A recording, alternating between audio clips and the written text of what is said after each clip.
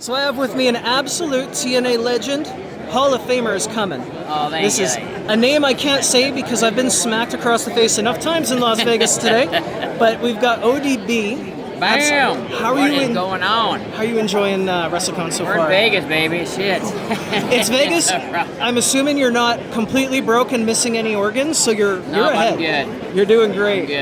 I'm good. One thing I did want to ask, at least according to the internet, which I've been burned by that before, and I do remember the video, so I know it's What's true. up? You were a person who auditioned for the first season of Tough Enough. The very first Tough Enough, yes. Back in, what, 2000? I think it was 2002. It was right when they changed the logo. Well, it's 2000. Oh, that was when they aired it. I started wrestling in 2001. Okay. I wasn't in the business yet. I just thought, oh, easy way to get in. Thank God I didn't make it. But I had a blast. I called myself ODB, one dirty bitch.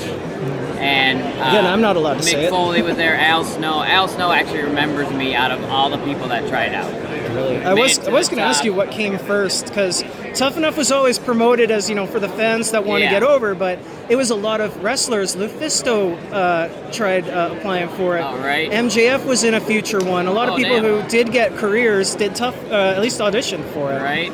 But yeah, you're right. The ones that there was a stigma from being a contest winner as opposed to going to hard. I'm glad I made it to the top 25, but didn't make it into the Tough Enough house. But I'm good. And then I came home and I'm like, I want to do this. And I'm from Minnesota, so I called up Eddie Sharkey. He trained a lot of legends, so trained with him in the warehouse. You were part of the. I was going to say the more revolutionary time in the Knockouts division, Yes. where they were straying away from, again, the lingerie models, the pictorials, to people who could work. Right. How do you feel like you have personally influenced more of the modern performer who's switching towards the athleticism and the cardio? Well, I think that, what was that, 2007, where we made the knockout division, had the title. Gail Kim was the first ever knockout champ. And we opened the door. Everybody thought it was going to be Gail Kim. Right. So once again, you got to surprise them, and I love to see that. We opened the door for women. We all were so different.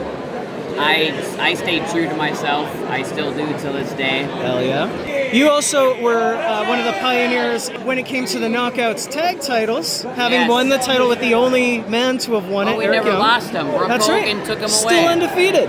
Yeah, still undefeated. Like, how did you feel about, you, again, were a character that had the personality, you weren't afraid to do comedy. Did he ever get his green card because he married an American? But how did it feel, going through the stories with Eric Young, and where do you think it could have gone if they, didn't just take the belts off? It was, when they put me and EY together, I was like, oh, awesome, because I've known him for a long time, and we just had fun. We legit just went out there and winged it.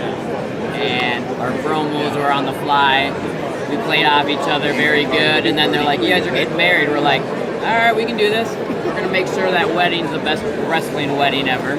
I mean, it's goals for in a me. Cage. That was pretty badass. And it actually happened. A lot of weddings already get destroyed, but it worked out. It was so good.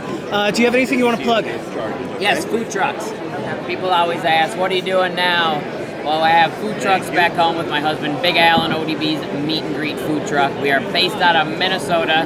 We've been going on for 8 years now.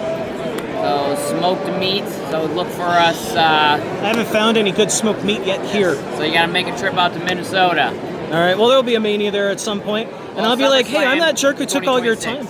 Excellent. Love it. Thank you so much for your time. Thank you.